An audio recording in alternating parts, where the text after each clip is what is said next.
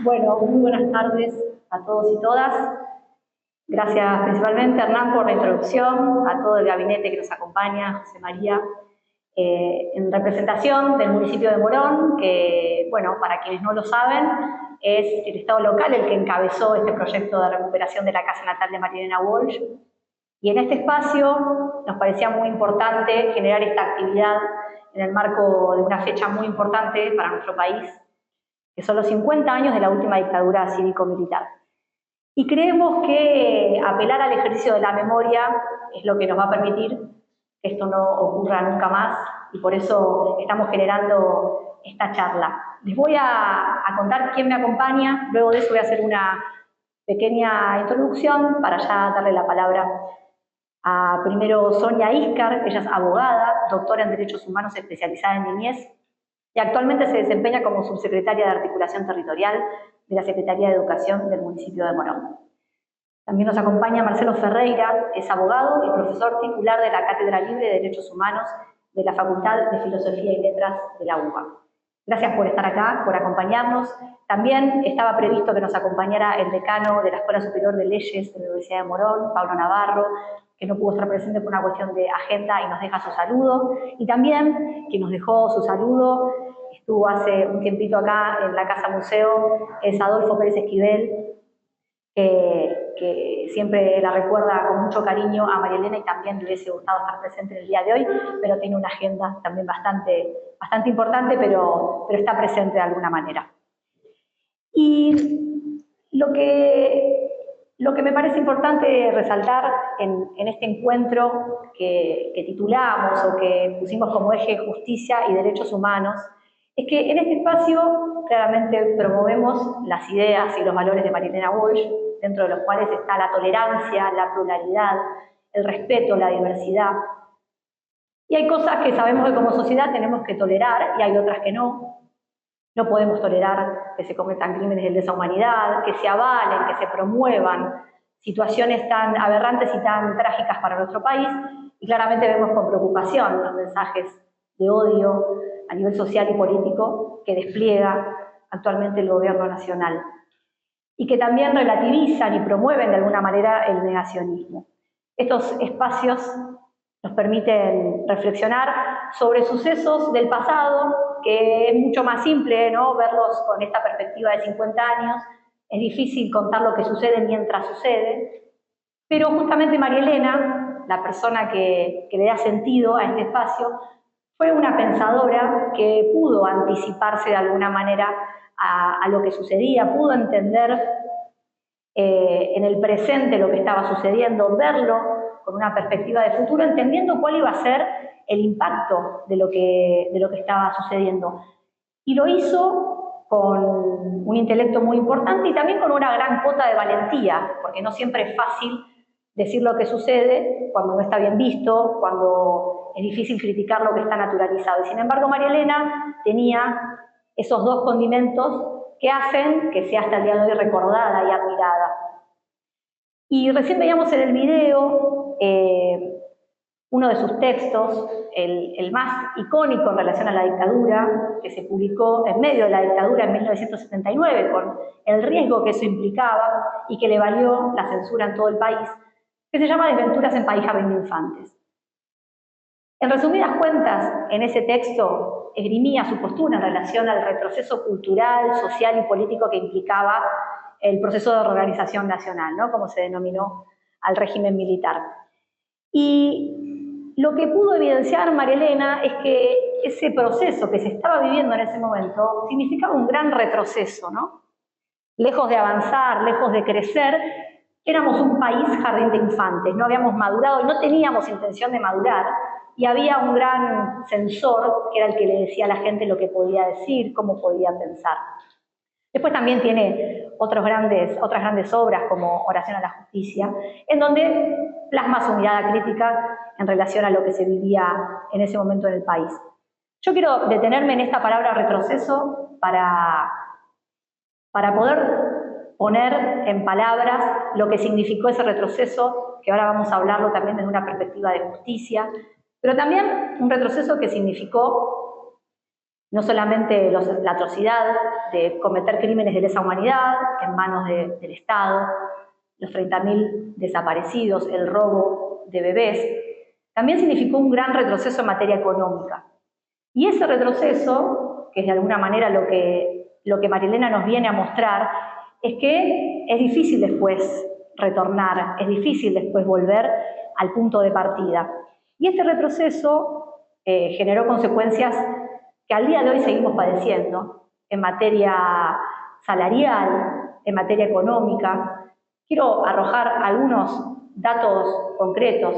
Esa transformación del patrón de acumulación que existía hasta ese entonces hizo que en la Argentina el 10% de la población más desfavorecida, que en el 1974 tenía apenas 8 veces menos de lo que tenía la última porción de la población, en general en la academia se habla de deciles, o algunos habrán escuchado hablar del índice de Gini, que muestra la desigualdad en los países del mundo. Bueno, es importante pensar que para 1974 el que más tenía en Argentina tenía 8 veces más que el que menos, mientras que en Alemania, por ejemplo, esa diferencia era de 1 a 5.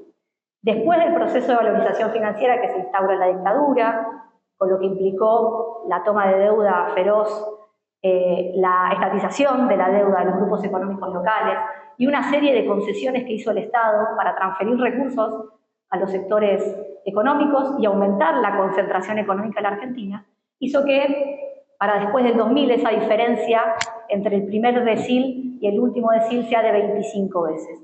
Ese retroceso económico no lo hemos podido revertir, lamentablemente, en este último tiempo. Sabemos que pasaron muchas cosas en el medio, pero me parece importante poder reflejar que el proceso de la última dictadura cívico-militar fue no solamente el cometer crímenes de lesa humanidad, algunos podrán pensar que también fue un genocidio, sino que también fue la destrucción del modelo económico nacional, dando después lugar a la extranjerización de nuestra economía. No es una charla de economía, pero a mí la economía me parece que es un dato que siempre está dando vueltas y que a veces necesitamos entender por qué estamos como estamos, por qué estábamos como estábamos. También se habla mucho de los últimos 70 años. Bueno, parece a veces que hay ciertos sectores que desconocen decisiones políticas que tomaron y que, lejos de beneficiar a la sociedad en su conjunto, solo beneficiaron a una mínima porción de nuestra sociedad que se enriqueció profundamente y que lo sigue haciendo. Apelo a que podamos entender lo que sucede mientras sucede, que en este contexto tan duro para nuestro país en materia económica, en materia social y en materia política, tengamos esa valentía que tuvo María Elena y ese coraje para decir las cosas que pasan y que podamos ver las condiciones en las que nos encontramos en nuestro presente para poder también pensar en cómo construir un futuro mejor para todos y todas. Muchas gracias.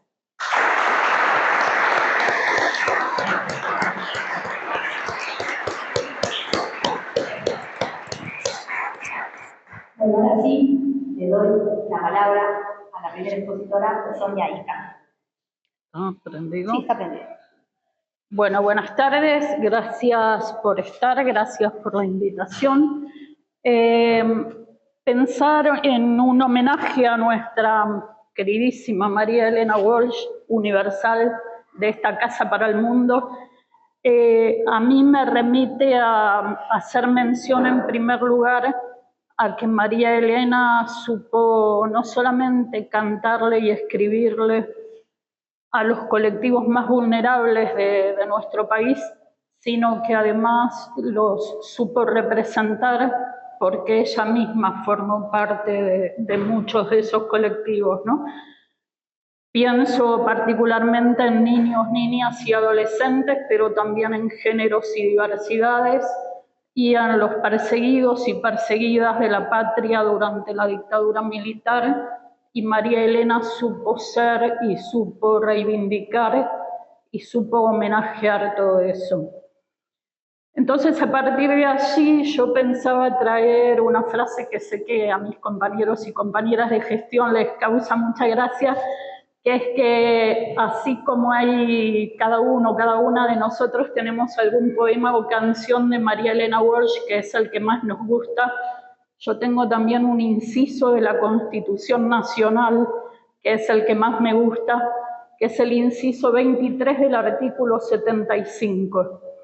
En nuestra Constitución tal vez el inciso más conocido del artículo 75 es el 22, que es el que enumera los derechos humanos que tienen, los tratados de derechos humanos que tienen rango constitucional en Argentina.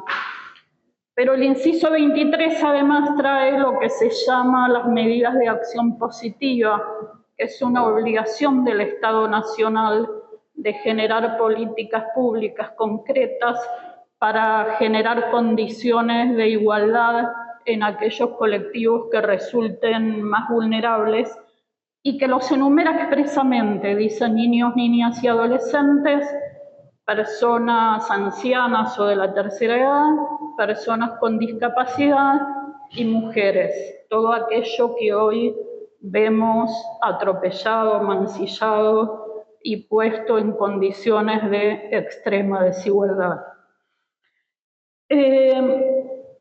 En particular, digo, en el marco de esa normativa y de este contexto actual que nos toca transitar, ya sin María Elena que nos cante por lo menos para levantar el ánimo, las niñeces son uno de los colectivos más vulnerabilizados, ¿no? Y entonces acá decir que niños, niñas y adolescentes han sido siempre el botín de guerra o la carne de cañón de las derechas, así como en la época de la dictadura militar se los apropiaron, los regalaron, los vendieron y todavía los seguimos buscando. Ahora parece que la moda pasa por criminalizar a los niños, niñas y adolescentes, entonces nos desganitamos en iniciativas legislativas para ver cómo los mandamos presos, cuando en realidad niños, niñas y adolescentes son siempre, en todos lados y en todos los delitos, la mayor cantidad de víctimas y no de victimarios. Y en ese marco, teniendo en cuenta que numéricamente la mayor parte de los niños, niñas y adolescentes en la justicia penal son víctimas y no victimarios, Argentina tiene grandes deudas pendientes en materia legislativa que bien podrían promover la buena voluntad de nuestros legisladores y legisladoras, como es, por ejemplo, que en el contexto de lo que fue la dictadura y la apropiación de niños y niñas y de un fallo de la Corte Interamericana del año 2012, que si a alguno le interesa es el fallo Fornerón con Argentina, Argentina sigue teniendo pendiente sancionar una ley que tipifique específicamente el delito de compraventa de niños. Repito, que tipifique específicamente el delito de compraventa de entrega. La verdad es que la entrega por precio sigue estando sin penar en Argentina y tenemos bastante historia, ¿no?, en materia de compraventa de niños. La otra deuda que tenemos respecto de niños y niñas en Argentina tiene que ver con la desaparición de chicos y chicas. Ustedes vieron que cada vez que desaparece un niño en Argentina nadie encuentra nada. Esto es casi transversal a muchos gobiernos, ¿no? Seguimos buscando a Sofía, seguimos buscando a Guadalupe, seguimos buscando a Logan, a Lian. Tuvimos una ministra de Seguridad en el momento que desapareció Logan que dijo que iba a escanear yacarés. Iba a escanear yacarés y nadie le pidió la renuncia por eso. Tenemos una deuda pendiente en materia de desguace de las políticas de alimentación, de la baja de la matrícula educativa, que si bien una explicación que nos dan en el medio es la baja de la fecundidad, me parece que los chicos no nacen, eso es la mitad de la explicación, si se quiere. Eso puede impactar en las edades de jardín de infantes, a lo sumo en primer grado. pero los chicos que hoy no están yendo al secundario ya nacieron y no están yendo a la escuela. ¿Por qué? Porque de la mano de las políticas económicas hay una generación de pibes y pibas que se están quedando afuera de la escuela secundaria y que cuando esto mejore no van a volver a la escuela porque ya van a ser muy grandes para hacerlo, porque van a estar en otras actividades lícitas o ilícitas, porque van a estar afuera del sistema. Entonces esos pibes y pibas los tenemos que recuperar hoy, porque dentro de 3, 4, 5 años va a ser tarde.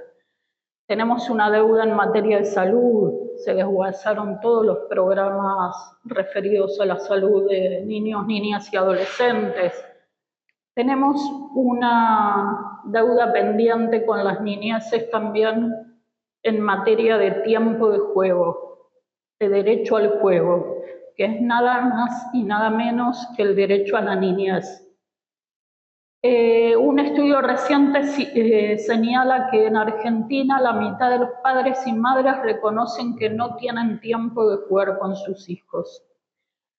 Y hay una frase de Lula que a mí me gusta mucho que dice que el único derecho urgente es el derecho al tiempo.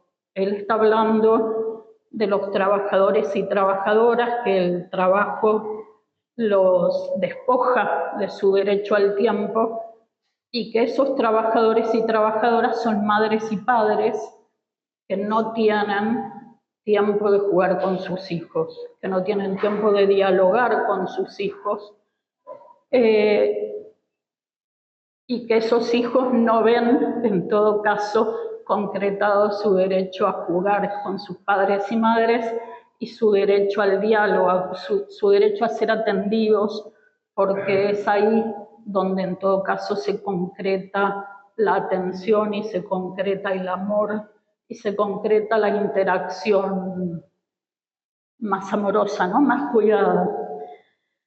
Entonces, ahí yo necesito también hacer una mención expresa en el marco de María Elena Walsh, nuestra María Elena Walsh universal, los derechos humanos y el aniversario de los 50 años del golpe de Estado. Necesito hacer una mención expresa a algo que pasó esta semana con el municipio de Morón, y es que el Ministerio de Capital Humano sacó un comunicado de repudio a una iniciativa de nuestra Dirección de Educación para intervenir un pañuelo en conmemoración del 50 aniversario, diciendo que lo nuestro era una actividad de adoctrinamiento político partidario. Si la dictadura cívico-militar en Argentina fue uno de los momentos más oscuros que transitó nuestro país, podríamos decir que el momento que ahora estamos transitando es por lo menos uno de los más grises o más nublados, ¿no? Y en el marco de ese comunicado de repudio por nuestras actividades político-partidarias, según el Ministerio de Capital Humano, a mí se me ocurrió como revivir algunas cuestiones y me acordé de que hace unos años yo vi un video de una canción de María Elena, como La Cigarra, que creo que ya es todo un himno de las luchas populares, cantado por otra gran referente nuestra y universal, y iba por la parte donde dice: hice un nudo en el pañuelo, pero me olvidé después que no era la primera vez y seguí cantando. Cómo de alguna manera inmediatamente este nudo en el pañuelo toma una dimensión impresionante, ¿no? Si bien estoy de acuerdo en que María Elena era una visionaria, no sé si también estaba pensando en eso. La práctica del nudo en el pañuelo para todos y todas es esa de pedir un deseo o de hacer una promesa, pero de la mano de Norita toma otra dimensión, ¿no? Y de alguna manera ahí nuestras dos moronenses universales toman otra altura, otra significación en términos de luchas populares que me parece que hay que reivindicar. Entonces, de la mano de ambas, e imaginando que si hoy pudieran estar acá nos estarían acompañando en esto de las políticas de memoria, verdad y justicia, decir que el municipio de Morón no lo va a resignar. Memoria, verdad y justicia, ahora y siempre. Muchas gracias.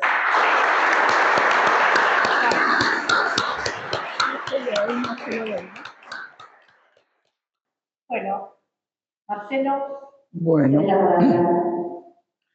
espero ser tan respetuoso del tiempo como no que me ha precedido. Yo voy a hablar de en términos generales de la justicia en la Argentina a 50 años del golpe de Estado y la reconstrucción de la memoria colectiva. Vamos a ver si lo puedo encarar en 15 minutos.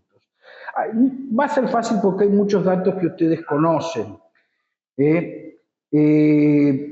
Tras la caída de la Junta Militar, 9 miembros de la Junta fueron juzgados y 5 de ellos condenados. Después se dictaron 2 leyes que fueron, ustedes saben, de punto final y obediencia debida. La ley de punto final estableció un plazo muy exiguo de 60 días para caducidad, digamos, de las presentaciones, con la particularidad de que esos 60 días incluían la feria judicial, con lo cual se consumía aún más. Y la ley de obediencia debida estableció una presunción de impunidad, porque decía, se presume que no son punibles los miembros, los que se porque cumplieron órdenes. Está mal redactado, es decir, la presunción, el razonamiento lógico sería, se presume que cumplieron órdenes y por eso no son punibles. Pero ahí establecieron como un silogismo en donde había una premisa que se anteponía a la conclusión. Estaban presumiendo que no son punibles y era una presunción sin admitir prueba en contra. Después de ello, se dictaron, estos fueron en 1986 y 1987, después el presidente Menem dictó los indultos en donde se terminó de cerrar el círculo de impunidad, por la razón de que las leyes de impunidad eran como una manta que no tapaba, era una manta corta la ley de obediencia debida porque no incluía a los jefes de zona, jefes de subzona y jefes de fuerza de seguridad. Y los indultos, entonces, fue la manta larga en donde terminó de tapar a todos. Ya no había posibilidad de justicia. Yo fui a un congreso en esa época en Berlín, que era la memoria del pasado en países sometidos a dictaduras, etc., donde había representantes de distintos países. Y todos narraban lo que habían hecho, y la memoria, la reconstrucción de la memoria, que es cosa distinta. Y a mí me da vergüenza porque cuando llegaba a la Argentina, el representante argentino era yo, no condenamos a nadie, hay leyes de impunidad, no hicimos nada. Entonces el director, cada vez que el coordinador llegaba a mí, decía, bueno, en la Argentina ya sabemos, no hicieron nada. Entonces eran todos, tenían algo, pero en Argentina nada. Había una militancia en ese momento muy importante, eso es lo que traté de expresar. Después, años después, se dicta una ley de nulidad, muchos años después, de nulidad de las leyes de obediencia debida y punto final, a iniciativa de Patricia Walsh. Esto fue muy discutido en su momento porque era una ley retroactiva que anulaba la ley de obediencia debida, que asimismo era una ley retroactiva. Entonces las voces jurídicas así indignadas se alzaron diciendo esto viola el principio de irretroactividad de la ley penal que es universalmente reconocido, pero es universalmente reconocido pero admite excepciones en la propia letra de las leyes internacionales. Cuando se trata de crímenes de genocidio, crímenes de lesa humanidad, no hay retroactividad que valga. Se llama ley de Nuremberg, esto de Nuremberg para adelante. Entonces, el Congreso dictó la nulidad de las leyes de obediencia debida, punto final. Yo escribí un artículo en página 12 que se llamaba El Congreso puede y debe, y lo argumenté en un cuadernillo de la Liga Argentina de Derechos del Hombre, digamos, algunos argumentos sobre nulidad de las leyes de obediencia debida y punto final. En definitiva, con esta nulidad, esto permitió salvar los escollos de la retroactividad y la prescripción. Porque cuando se trata de genocidio, que es lo que yo sostengo, pero no es opinión unánime, o crímenes de lesa humanidad, las leyes sí pueden ser retroactivas. El derecho internacional se aplica en forma retroactiva. Eso es así. Y son normas que son imprescriptibles porque estaban condenadas desde antes en el derecho internacional y también en el derecho interno. Antes de la ley de obediencia de punto final, y la Asamblea del año 13 mandó quemar los instrumentos de tortura. No era algo novedoso. Entonces, bien, esta ley de nulidad permitió salvar este escollo, pero ¿qué pasó? Ya habían transcurrido muchos años.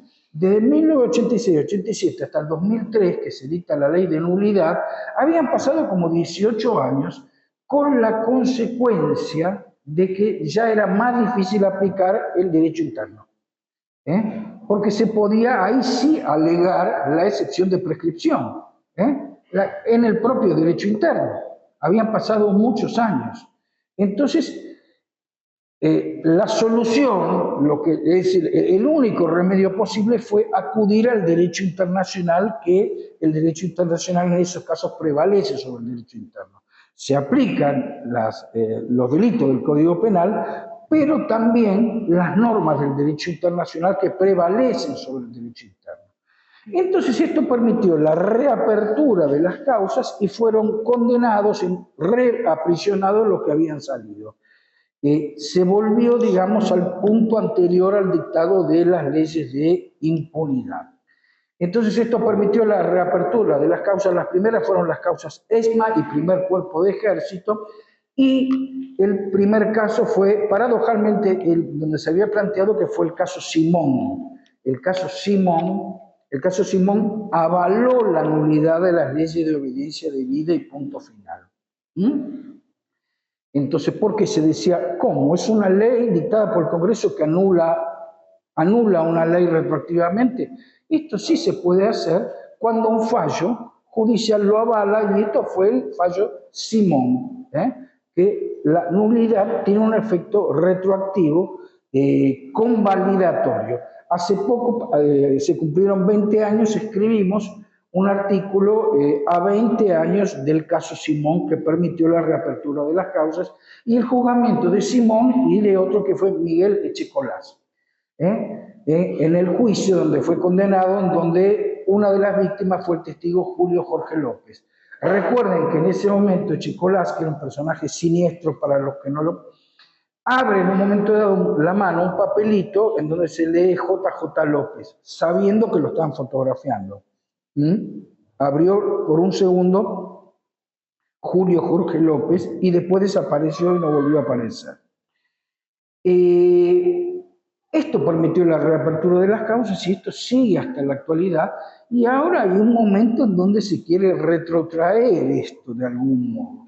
Esto nos lleva a la reconstrucción, digamos, del valor de la memoria colectiva. Esto es importante, porque el derecho, decía Foucault, tiene un valor real, que son las penas o sanciones que se aplican, y un valor simbólico, lo que simboliza en la realidad, aunque no se aplique en la realidad. Vale decir, la condena por las brujas de Salem fue 3 siglos después. Entonces, bien, ¿cuál es el valor simbólico? La reconstrucción de la memoria colectiva. Así como hablamos de la construcción de nuestras memorias individuales, reconstruye la memoria colectiva. Y si eso no ocurre, la consecuencia lo definió en su momento Freud, que dijo que es la compulsión a la repetición, que es la tendencia irrefrenable a repetir la experiencia traumática no elaborada. Lo que llamamos es tropezar una y otra vez con la misma piedra, ¿va? A las personas nos pasa esto, y a las sociedades también, la posibilidad de tropezar con la misma piedra. Ahora puede ocurrir en este momento, porque han pasado 50 años, y hay como que el tiempo se vuelve al revés. Entonces, porque hay retrocesos inmensos. Eso lo posibilita también el cambio generacional. Muchos jóvenes no vivieron esa época, no pueden reconstruir esto. Robo del pasado. Es decir, actualmente hubo una encuesta reciente de la UBA que dice, bueno, es una victoria, el 70% de la sociedad reprueba la dictadura y las leyes de impunidad. Es una victoria relativa. Hace pocos días hablo con Daniel Feyerten y nos dice, yo no veo que sean tan buenos resultados. Dice, muestra un retroceso importante con los últimos que yo conocía, que son de 2012. Que un tercio de la sociedad legitime la dictadura es un montonazo. Lo que estamos viviendo es una especie de robo del pasado y reconfiguración del pasado. Entonces lo vemos en el presidente cuando dice, para nosotros en los 70 hubo una guerra y esa guerra las fuerzas del Estado cometieron exceso. Repite las palabras del almirante Macera, pero repite también la gestualidad del almirante Macera. La debe haber ensayado frente al espejo 1000 veces para que le salga tan bien. No solamente él, por ejemplo, la vicepresidente dice, todo lo que nos han enseñado en los últimos 40 años, qué fácil. Así se hace la historia, simplemente.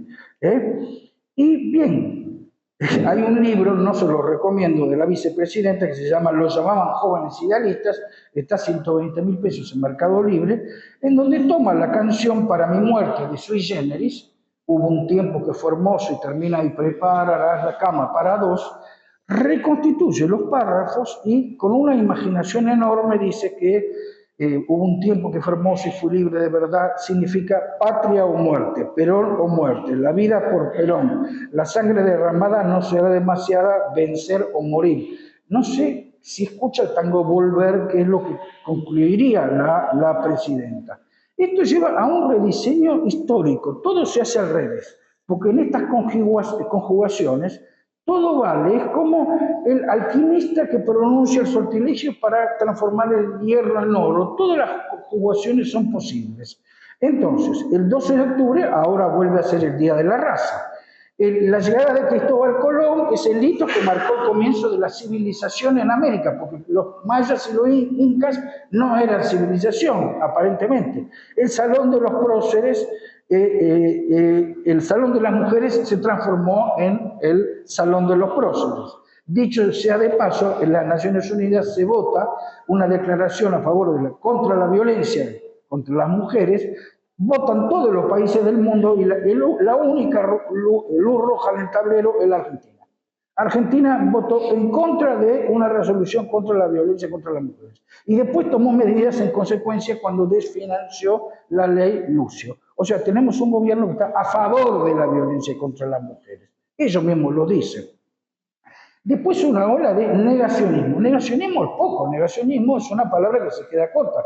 Yo hace poco estuve en un congreso, en una conferencia en la Facultad de Derecho, me tocó hablar del discurso del odio. Entonces, es decir, negacionismo, que es formalizado por las embajadas de Francia, Alemania y Canadá. Ellos hablan de negacionismo, pero el negacionismo, que es repudiable para los europeos, es menos de lo que está pasando acá, porque no es que están negando, están reivindicando, están revalorando, no es que lo niegan, sino que le dan un signo positivo a lo que está ocurriendo. Vamos con últimas definiciones que son difíciles de transmitir. Realización simbólica. Realización simbólica es la muerte de los símbolos. Los genocidios, Feyerstein dice, los genocidios tienen 6 etapas. La quinta de ellas es la destrucción de los cuerpos y la última es la destrucción de lo que los cuerpos significaban, la realización simbólica. Lo que estamos viviendo en este momento es la realización simbólica. Cuando se niegan los símbolos, se niegan las desapariciones, se niegan las torturas, lo que no se pudo hacer durante muchos años, ahora mismo, en este momento, está ocurriendo.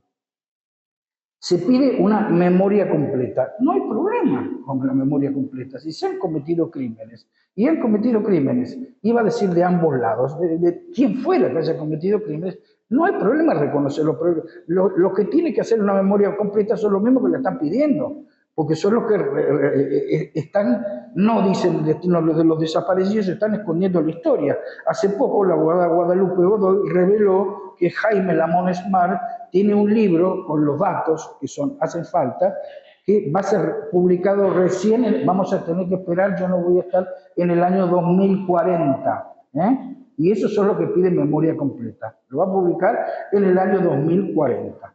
Entonces, hay una falsificación deliberada de la historia. Hay una escritora que escribe esto, se llama Débora Lista, falsificación de la historia, en donde todo vale. Se discute el número de desaparecidos como si esto fuera lícito. ¿Qué importa? Hay unas teorías europeas que se llaman uniqueness. El único genocidio es de millones. A ver, una sola desaparición sola sería un escándalo. Nada de esto se puede justificar. Y esto se justifica en un desarraigo generacional porque los más jovencitos no estaban y, a lo mejor no les han enseñado bien. ¿En qué termina esto, esta reconstrucción o reelaboración de la memoria? Termina en conclusiones sociales que son espantosas. Una reelaboración de la memoria colectiva con una desvalorización permanente. Esto se ve, por ejemplo, después del golpe militar y después, en los años 90, las consignas egoístas, el hacer la mía, por ejemplo. El hacer la mía es... ahora se dice cuidar mi culo.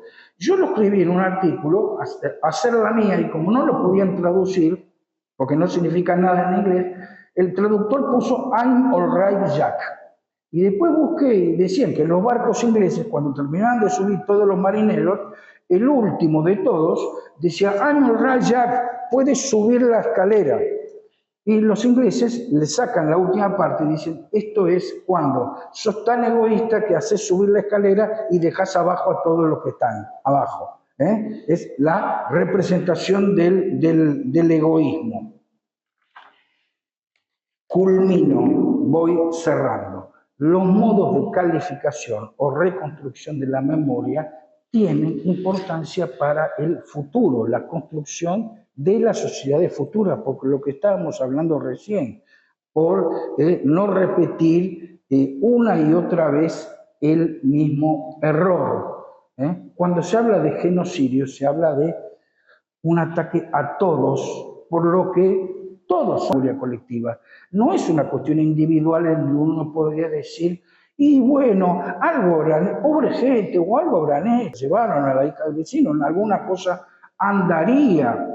Entonces esta disyuntiva nos lleva a conclusiones sociales en donde se puede llegar a, esto es lo que se está llamando en este momento la batalla cultural.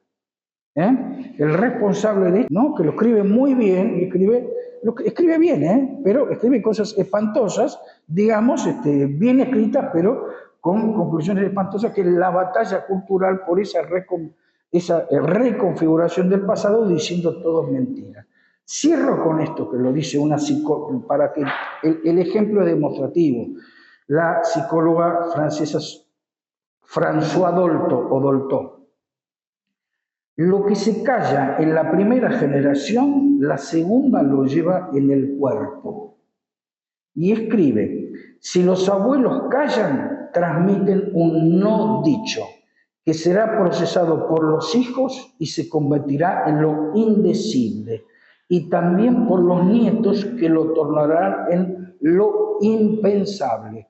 No debemos permitir eso, no debemos callar eso.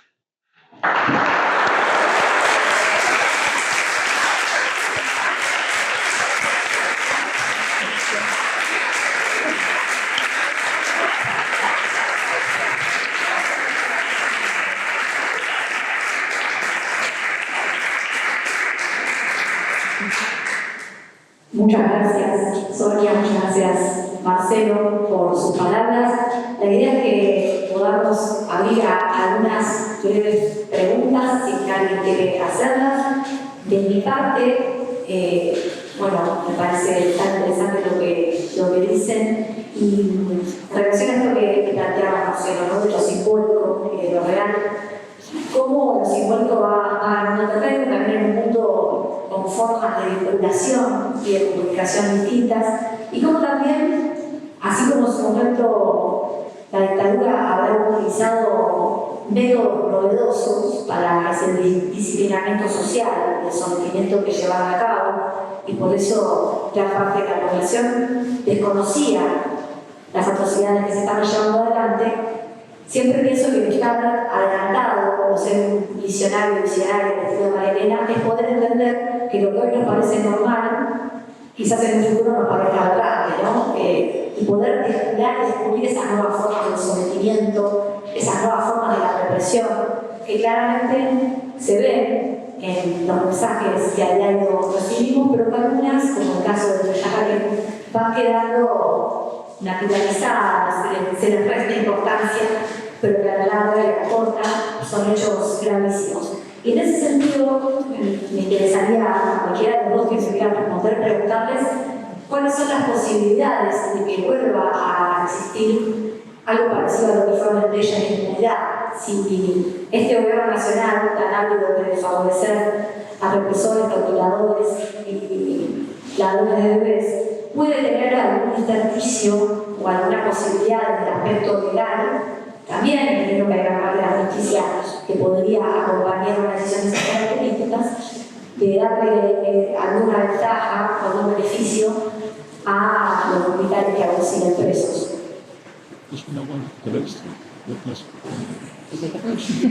¿Se anima alguno a responder? Pues que se puede, que no se puede.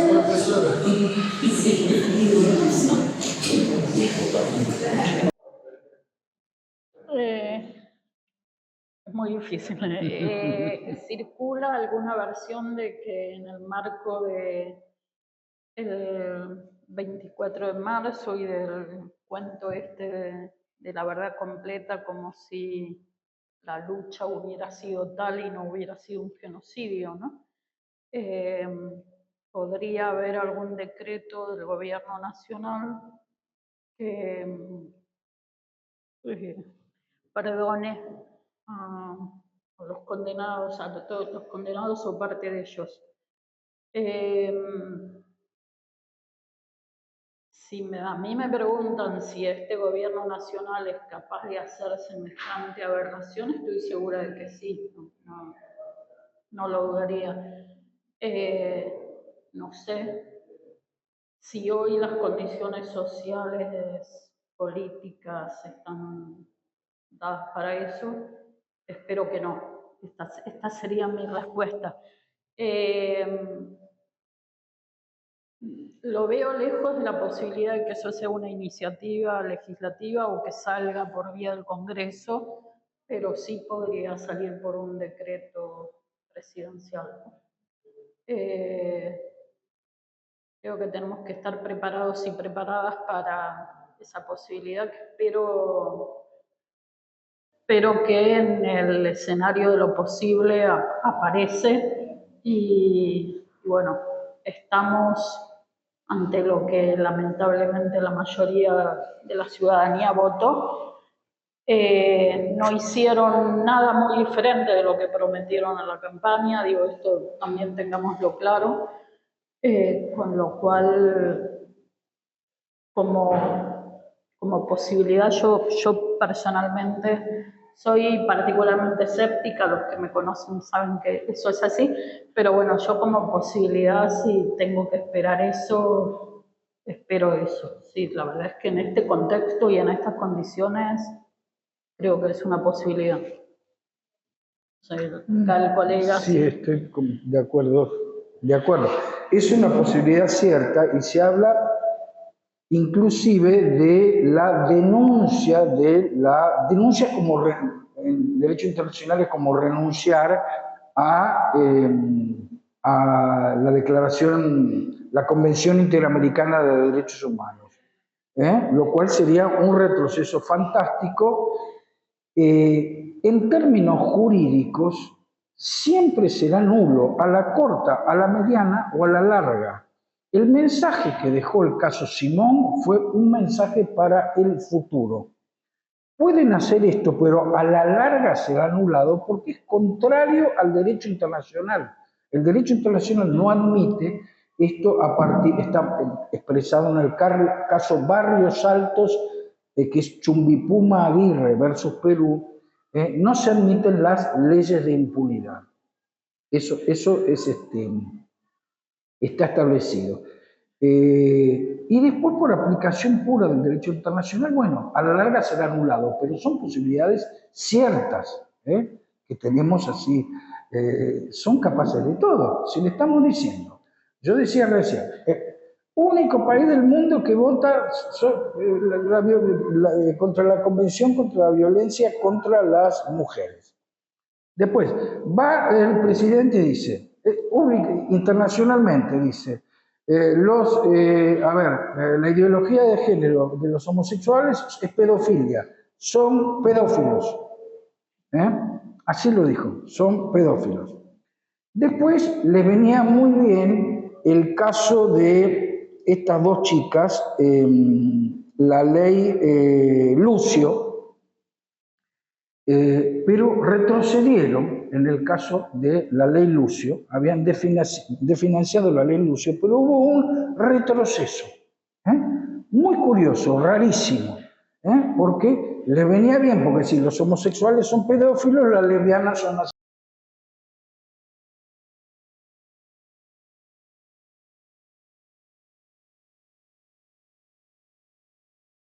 Pero retrocedieron. ¿Por qué? Porque la fundamentación de la ley citaba el caso Campo Algodonero, que es, digamos, es uno de los más importantes en materia de igualdad de género. Entonces dijeron, esto está ideologizado, no lo podían permitir eso. Una cosa que no permiten es que les toquen el patriarcado. Bueno, eso es instrumento para la libertad. El patriarcado. Con respecto a lo que decía recién, el año pasado hubo una comitiva de diputados de Avanza que empezaron a la cárcel a los represores, los cuales le presentaron un proyecto para que hagan domiciliarias con la idea de que después hicieran la causa. Eso es un gran ejemplo también de que pidieron ahí lo que intentaron. Obviamente se dificultó y empezaron a hacer un poco huellas de eso para que lo suceda y quedó un poco ahí, pero digo, es un ejemplo que intenta, digamos, de alguna manera llegar a esto que vos preguntabas, ¿no? Veremos ahí qué está pasando y que queda como ahí pendiente eso que intentaron, digamos, con esa visita, digamos, a España. Sí, recuerdo que pasado, con la anterior. Sí. Esto que intentaron, digamos, con esa visita, digamos, a España. ¿Sí recuerdo que pasado? Sí, sí. Con relación a lo que está ocurriendo en términos generales, perdón porque me agarré el micrófono sin pedir permiso. Les recomiendo un libro, chiquitito así. Hace unos años, cuando el Papa Francisco le preguntan sobre el candidato Javier Milei, y con una sonrisa en los últimos años, dice, le voy a recomendar un libro que se llama Síndrome 1933, de Sigmund Ginsberg, que es un judío italiano. Los ejemplos son italianos. Es un libro muy, muy cortito, Sigmund Ginsberg, y sale 19.000 pesos. Pueden encontrarlo, está agotado, pero siempre está en la caja de la librería Hernández. Entonces, lo que hizo el autor es ir a la época de Hitler, el nacimiento de cómo surgió el régimen nazi, tomó nota de todo lo que está ocurriendo y después lo compara con la actualidad y dice, las analogías son evidentes, dice, no es lo mismo, pero hay cosas que son muy parecidas. Síndrome 1933 de Sigmund Ginsberg. Quiero preguntarle qué opina de la poca injerencia de los organismos de justicia internacionales en Argentina. No sé, no conozco, pero me parece que el derecho internacional no tiene peso. En la Argentina hoy tenemos un montón de casos que están planteados en la Haya y la Corte Interamericana, y sin embargo no tenemos respuesta, pasan 2 años y no hay respuesta. ¿Cómo se puede resolver? O si es, eso digo, cierto, y cómo se puede resolver. ¿Qué alternativa tienen los justiciables frente a una justicia que está patas para arriba con día de dinero? Bueno, si se me permite.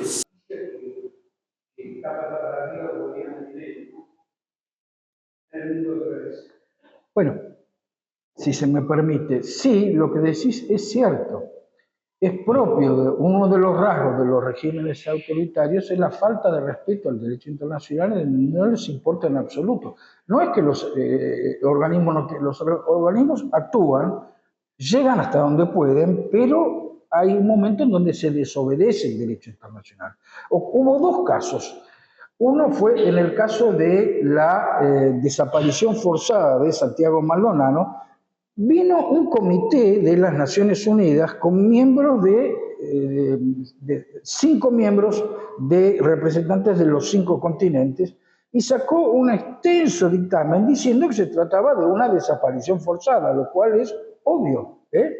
Entonces, resultado 0. Después, otro ejemplo, una desobediencia absoluta, es la detención, la privación de la libertad de Milagro Sala. Vino la Comisión Interamericana de Derechos Humanos con el presidente, Esmeralda, no me acuerdo el nombre ahora, varios representantes. Entonces los agarra el gobernador Morales y dice, son funcionarios de Washington, que ellos no saben ni lo que hablan. Tampoco le dieron ni 5 de bolilla. Es propio de los regímenes autoritarios. A la larga se puede pagar el precio. ¿Por qué? Porque alguna vez, esto es discutible, me lo ha dicho algún internacionalista, el derecho se incumple, las normas se incumplen en el derecho interno. Por ejemplo, el Código Penal, el derecho penal, que es mostrado como la ley más fuerte, se incumple en un enorme porcentaje. Pero a la larga, el derecho internacional a largo plazo tiene un elevado cumplimiento y acarrea enorme publicidad negativa para los estados. Ahora, un país que salió del sistema interamericano en su momento fue Venezuela, si se quieren comparar, ¿no? Entonces, bueno, ahora quieren hacer lo mismo. Lo que quiero decir es que a la larga las consecuencias son negativas y acarrean. Hay también, puede haber, sanciones en el futuro ocultas. En materia de crímenes de empresas, hace años que se está elaborando un corpus normativo que por el momento se llama soft law, que a mí no me gusta porque es como decir pizza light. Digo, si no querés light, no comas pizza. Entonces soft law es como ley liviana, pero se va haciendo cada vez más duro y lo que trata es de sancionar, establecer sanciones a las empresas que colaboran. Entonces las empresas inhiben las inversiones.